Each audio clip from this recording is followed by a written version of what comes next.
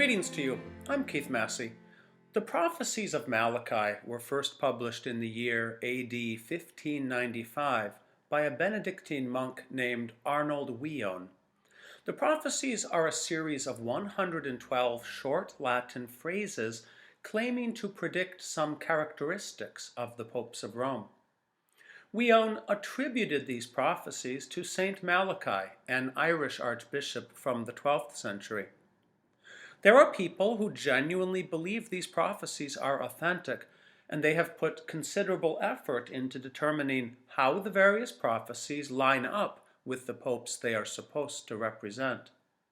On the other hand, there are those who believe the prophecies of Malachy to be a forgery, produced basically at the time it was first published. And by the way, that is the official opinion of the Roman Catholic Church on this matter. The strongest evidence for them being a forgery is that the prophecies are very accurate up to the year they appeared, 1595, and then very vague and cryptic after that point.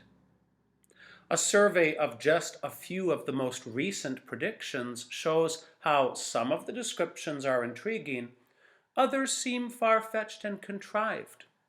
As an example, number 109 reads, "Of the half moon."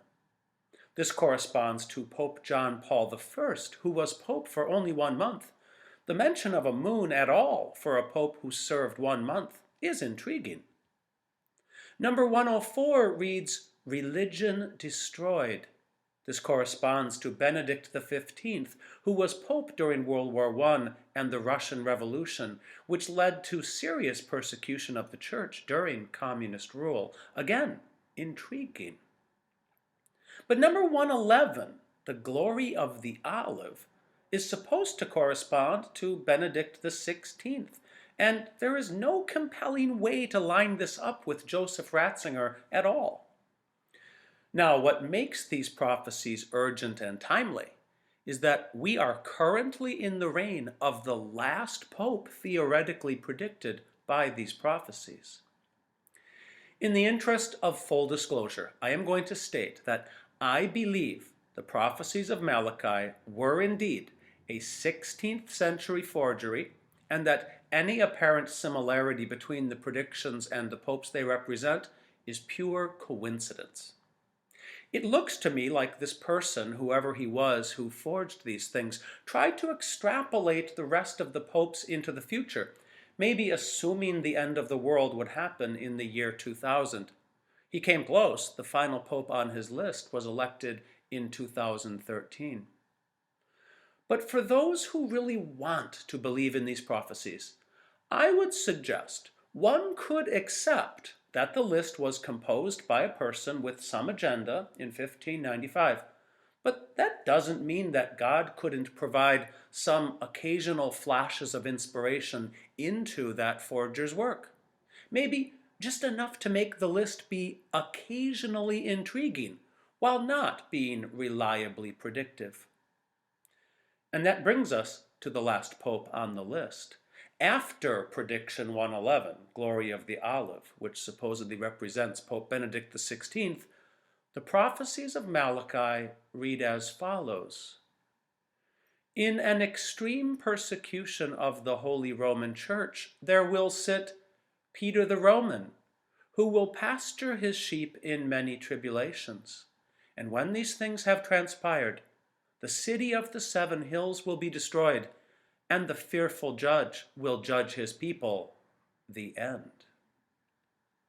Some suggest that the list could be interpreted as allowing other unmentioned popes prior to the final pope, Peter the Roman, but that's not the likely conclusion.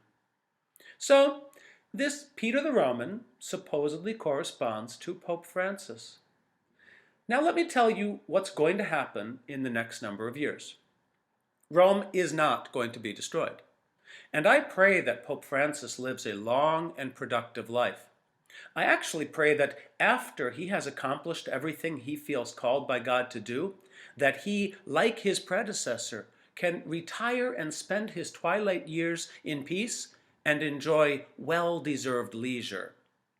And when he is no longer pope, the Church of Rome will elect another bishop for itself.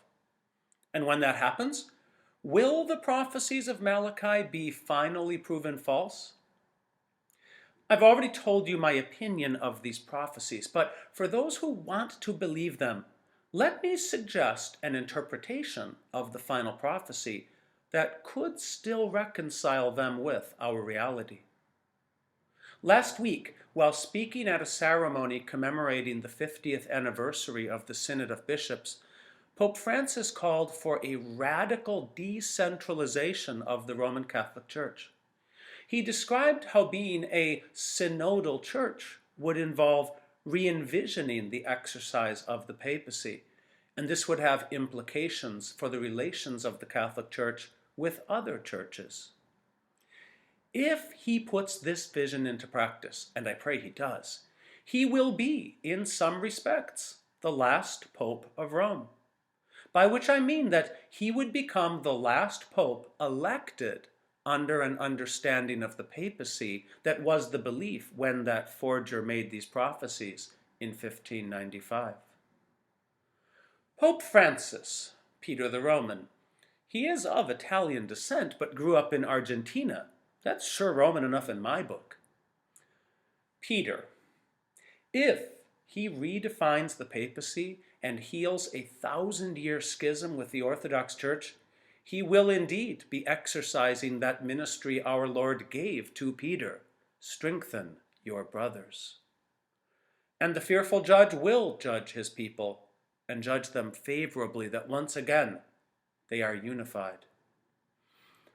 If that actually happens, and I pray it does, I may yet end up believing that God shared with us a glimpse into the future through a 16th century forgery.